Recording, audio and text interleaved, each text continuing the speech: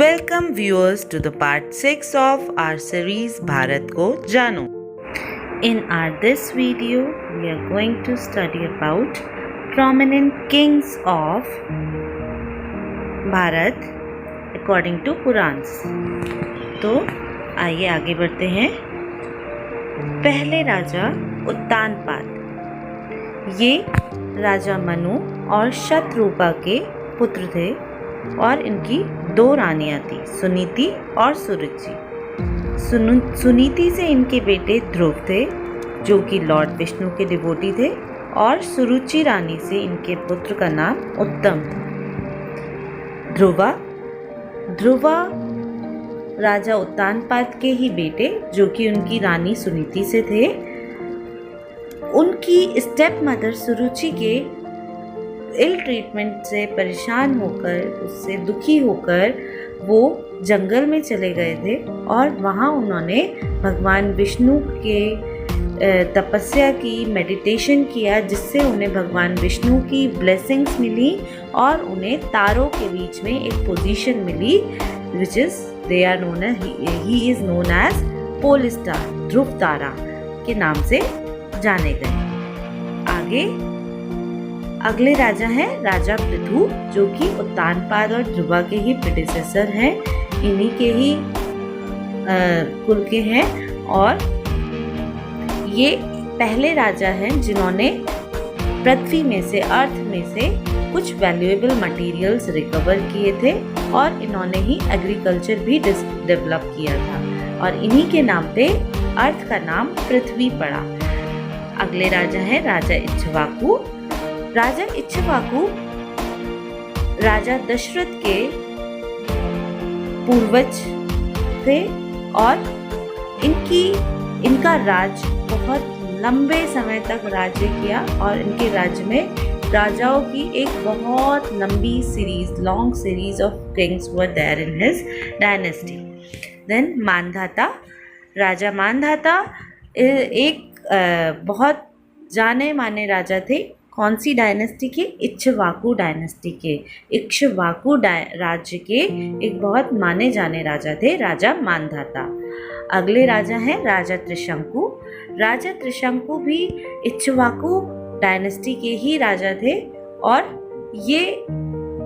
इन्होंने गुरु वशिष्ठ की मदद से स्वर्ग में जिंदा जाने की कोशिश की थी, बट गुरु वशिष्ठ ने मना कर दिया। फिर इन्होंने विश्वामित्र की मदद से ट्राई किया फिर से स्वर्ग में जिंदा जाना, और वो सक्सेसफुल हुए, लेकिन राजा इंद्र ने उन्हें वापस पृथ्वी पर भेज दिया। फिर भी विश्वामित्र ने उनकी मदद करी और उन्हें गिरने से बचा लिया। इसीलिए राजा त्रिशंकु को अर्थ और हेवन के बीच में लटका हुआ पाया जाता है। अगले राजा हैं राजा हरिश्चंद्र, जो कि अयोध्या के राजा थे, और यह अपने सच बोलने की आदत के लिए मशहूर थे। इन्होंने एक बार अपनी नींद में ही विश्वामित्र को अपना राज्य सौंप दिया था, और उनको दक्षिणा देने के लिए खुद को, अपने बेटे और अपनी पत्नी को उन्हें बेचना पड़ा था। और इन्हीं से मोटिवेट होकर, राजा हरिश्चंद्र से ही मोटिवेट होकर, महात्मा गांधी ने भी सच बोलने का प्रण लिया था। अगले राजा हैं राजा सागर। ये भी एक बहुत महान राजा थे, और यही वो राजा थे जिन्होंने अश्वमेध यज्ञ के लिए इन्होंने घोड़े छोड़े थे, और उन घोड़ों को राजा इंद्र ने चुरा लिया था, और उनको छुड़ाने के लिए उनके 60,000 बेटों ने पृथ्वी खोदी, और वो पृथ्वी सागर में बदल गई। आगे बढ़ते हैं अगले राजा पे, राजा अंशुमान। ये राजा सागर के ही पोते थे और बेटे थे राजा असमंजस के। फाइनली जो घोड़े ढूंढे गए, राजा सागर के घोड़े जो ढूंढे गए, कहाँ मिले? आश्रम में। कौन से आश्रम में? कपिल मुनि के आश्रम में जो उनके घोड़े मिले यज्ञ के, उन्हें ढूंढने वाले जो राजा थे वो यही राजा अंशुमान थे। देन राजा दिलीप राजा अंशुमान के बेटे थे और इन्होंने खुद को शेर को सौंप दिया था to save cow from his clutches. गाय को उनके पंजे से बचाने के लिए राजा दिलीप ने खुद को शेर को सौंप दिया था। ये अपनी काइंडनेस के लिए बहुत जाने जाते थे। अगले राजा हैं राजा भगीरथ।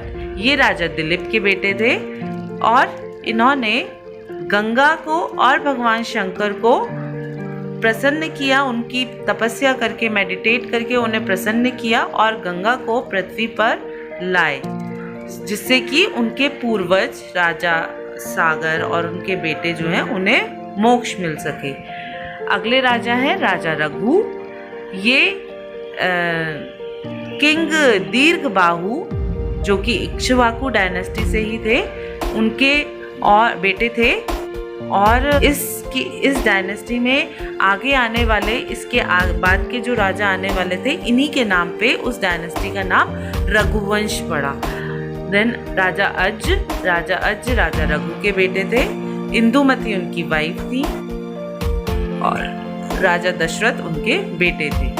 राजा दशरथ, जैसा कि हम सब जानते हैं, राजा दशरथ भगवान राम के पिता थे, famous for dying in grief for his son. और ये अपने बेटे राम के वियोग में मरने के लिए, उनके वियोग में, उनके दुख में मरने के लिए, अपने प्राण छोड़ने के लिए बहुत फेमस है। अपने वचन को रखने के लिए, अपने बेटे से वियोग के दुख में इन्होंने अपने प्राण त्याग दिए, इस चीज़ के लिए बहुत प्रसिद्ध हैं। अगले राजा हैं राजा जनक। राजा जनक माता सीता के फॉस्टर फादर, यानी कि फॉस्टर फादर थे। उनका रियल नाम था सीरध्वज और वो मिथिला के राजा थे। वो बहुत ज्ञानी थे फेमस शास्त्रार्थ between Yajnavalkya and Gargi was witnessed in his court। उनके कोर्ट में जो याज्ञवल्क्य और गार्गी थे, उनके बीच में बहुत शास्त्रार्थ हुआ करती थी। देन राजा पुरुराव, ये भी चंद्र डायनेस्टी के राजा थे जो कि बहुत ब्रेव हुआ करते थे। देन राजा ययाति। ये राजा ययाति राजा नाहुष के पुत्र थे और शर्मिष्ठा के पति थे। शर्मिष्ठा रानी जो थी वो असुर राजा वृषपर्व और देवयानी जो कि असुरों के गुरु शुक्राचार्य की बेटी थी, उनकी बेटी रानी शर्मिष्ठा थी। Exchange his old age with the youth of his son Puru. उन्होंने अपनी ओल्ड एज को अपने बेटे पुरु से एक्सचेंज किया। अब आते हैं अगले राजा दुष्यंत पे। Another famous king of Chandra dynasty. Chandra dynasty के एक और महान राजा थे राजा दुष्यंत। ये बेटे थे राजा रम्या के।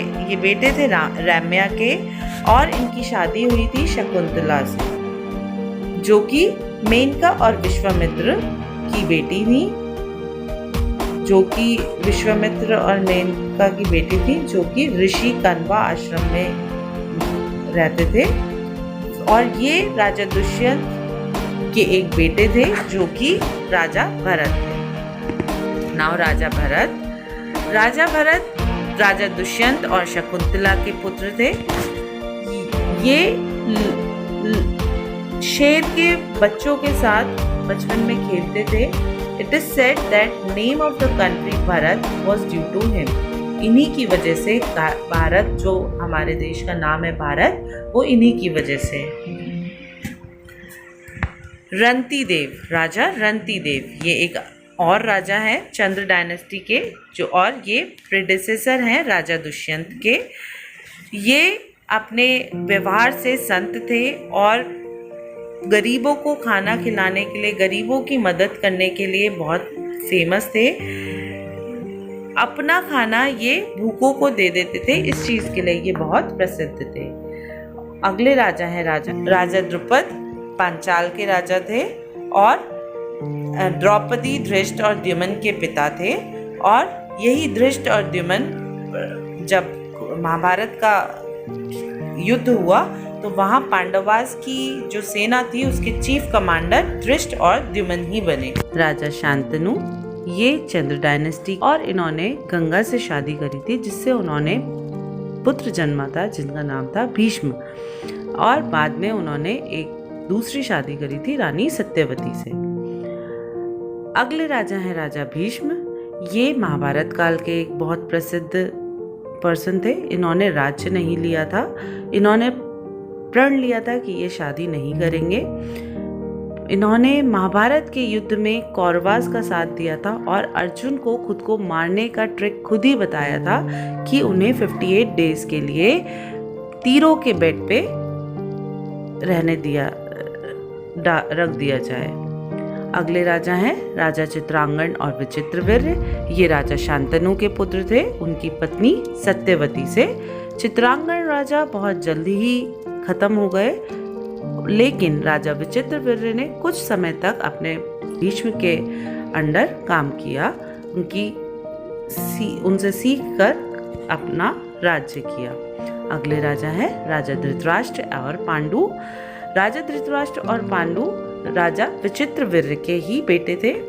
और जो धृतराष्ट्र थे वो अंधे थे और उनके 100 पुत्र थे जिनका नाम था कौरवास। राजा पांडु के 5 पुत्र थे जिनका नाम था पांडवास। और कौरवास और पांडवास के बीच में एक बहुत भयानक युद्ध हुआ जिसका नाम पड़ा महाभारत। अगले राजा हैं राजा युधिष्ठिर। ये पांडु के और कुंती के बड़े पुत्र थे और ये अपनी सच्चाई और अपने सूझबूझ के लिए जाने जाते थे। और महाभारत के युद्ध के खत्म होने पर इन्हें हस्तिनापुर का राज्य मिला। अगले राजा हैं राजा परीक्षित। ये अर्जुन के पौत्र और अभिमन्यु के पुत्र थे।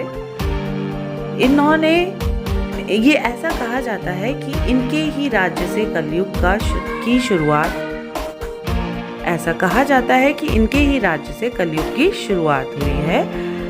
और एक बार राजा परीक्षित जंगल में गए तो वो खो गए। उसकी वजह से वो बहुत भूख प्यास से तड़प के बेहाल गुस्से में उन्होंने एक संत के ऊपर सांप डाल दिया। तो ऐसा करने पर उस संत के बेटे ने उन्हें श्राप दिया कि यही सांप तुम्हें 7 दिन के अंदर डस लेगा। श्राप पाने के बाद राजा परीक्षित ने वहीं शुकदेव नाम के संत से श्रीमद् भगवत गीता का पाठ सुना 7 दिन तक, और फिर 7 दिन के बाद उन्हें सांप ने काट लिया। अगले राजा हैं राजा जन्मेजय। ये राजा परीक्षित के बेटे थे। ये राजा परीक्षित के बेटे थे और अपने पिता की मृत्यु के बारे में सुनकर, उनको सांप के काटने के बारे में सुनकर उन्होंने ये प्रण लिया कि वो सारे सांपों को मार डालेंगे। पर फिर थोड़ी टाइम बाद संत के ठंडा करने पर, संत के समझाने पर वो अपना ये प्रण उन्होंने रास्ते में ही छोड़ दिया।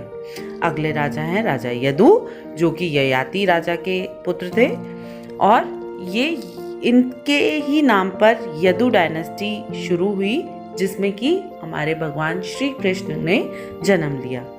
अगले राजा हैं राजा उग्रसेन, जो कि राजा अहूब के बेटे थे और इन्होंने मथुरा पे राज किया था। इन्हीं के बेटे कंस ने इनसे इनका राज्य छीन लिया। बाद में कृष्ण ने कंस को मार के राजा उग्रसेन को उनका राज्य वापस लौटाया।